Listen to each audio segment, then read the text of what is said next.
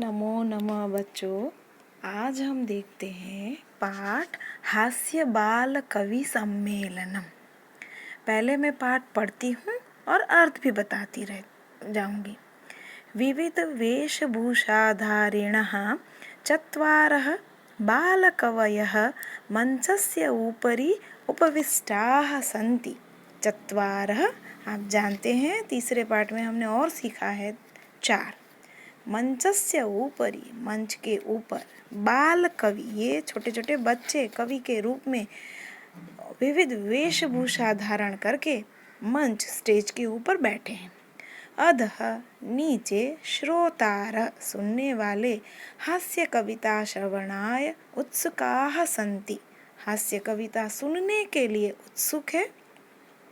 कोलाहलम च कुर्वन्ति और कोलाहल कर रहे हैं। संचालक बोलते हैं, जो कार्यक्रम का संचालन करता है उसे कहते हैं संचालक। वो कह रहा है अलम कोलाहलेन, कोलाहल मत करो, शोर मत करो। अद्य परम हर्षस्य अवसरः, आज ये बहुत बड़ा हर्ष का विषय है कि अस्मिन् कवि सम्मेलने, इस कवि सम्मेलन में काव्यहंतारः, काव्य का नाश करने वाले, कालयापकाः च और समय बिताने वाले, भारतस्य हास्य कवि धुरंधराः, भारत के हास्य कवि धुरंधर समागताः आए हुए हैं। संति है बहुवचन है, समागताः संति आए हुए हैं। एहि आओ करतल ध्वनिना वयम एतेषां स्वागतम कुर्मः। करतल ध्वनि तालियों के साथ हम सब इनका स्वागत करते हैं। गजाधर नाम का एक कवि है, वह बोलता है सर्वेभ्यः अरसिकेभ्यः नमो नमः। सभी नीरस जनों को, सभी लोग बोलते हैं रसिक जनों को, ये बोल रहा है अरसिक जनों को, जो नीरस है उन लोगों को नमस्कार। प्रथमं तावत् अहम आधुनिकं वैद्यम उद्देश्य स्वकीयं काव्यम श्रावयामि।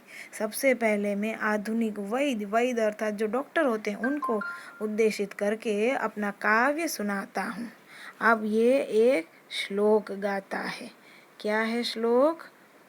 वैदराज नमस्तुभ्यं यमराज सहोदर, यमः तु हरति प्राणान् वैद्यः प्राणान् धनानि च। संबोधन है वैदराज, ये शब्द। हे वैदराज, तुभ्यम तुम्हें, आपको, नमः नमस्कार। यमराज सहोदर, यमराज जो प्राण ले जाते हैं उनके भाई की तरह, सहोदर मतलब भाई। यमः तु हरति प्राणान, ये यम तो सिर्फ प्राण ले जाता है, लेकिन वैद्य 2 चीजें ले जाता है, प्राण और च और धन। अब ये सुनकर इसलिए सर्वे उच्चैः हसंती, जोर जोर से हंसते हैं। तब कालांतक नाम का दूसरा बालक कवि बोल रहा है, अरे वैद्याः तु सर्वत्र, अरे वैद्य तो सब जगह है, परंतु न ते मादृशाः कुशलाः जनसंख्या निवारणे, लेकिन वो मेरे जैसे मादृशा, मेरे जैसे जनसंख्या निवारण में कुशल होशियार नहीं है। जनसंख्या निवारण मतलब लोगों की पॉपुलेशन को कम करने में, वो लोगों को मार देता है अपनी दवाई से। ममापि काव्यम इदम शृण्वन्तु भवन्तः, तो मेरी भी एक कविता आप सब सुनिए।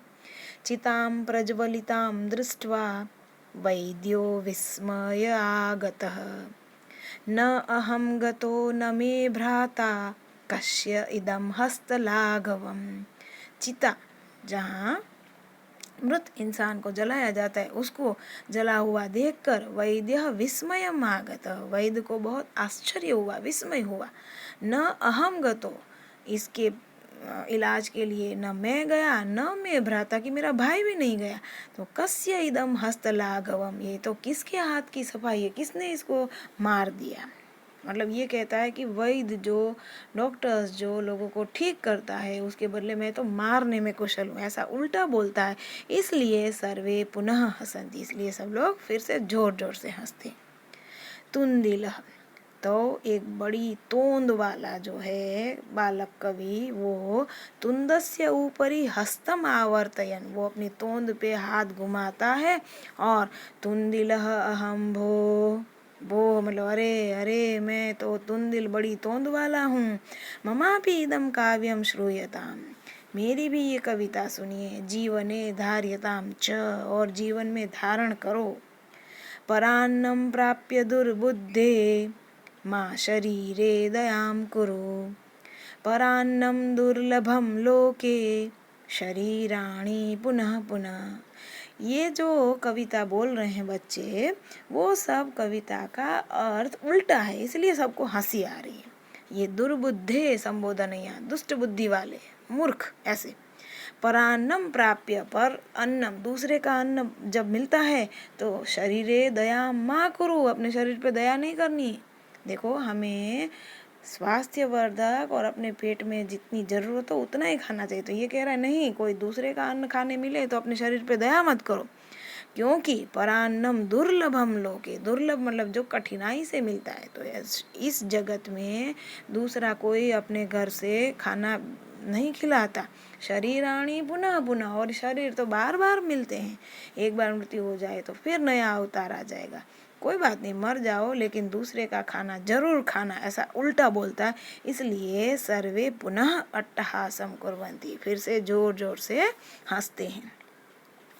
तो चारवाक कह रहा है आम आम, ये एक और कवि है। शरीरस्य पोषणम सर्वथा उचितमेव, शरीर का पोषण तो सब तरह से उचित ही है।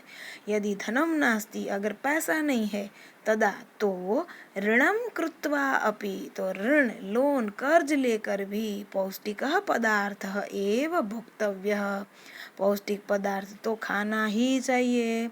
तथा कथयति चारवाक कवि, और इसलिए चारवाक नाम, मैं उसका नाम जो बोल रहा है वो, कि चारवाक कवि क्या कह रहा है, यही कह रहा है यावत जीवेत सुखम जीवेत, जब तक जियो सुख से जियो, और ऋणम कृत्वा घृतम पिबेत, अपना कर्ज अपने किसी से उधार पैसा लेकर भी, लेकिन घी, घृतम अर्थात घी जरूर पीना चाहिए।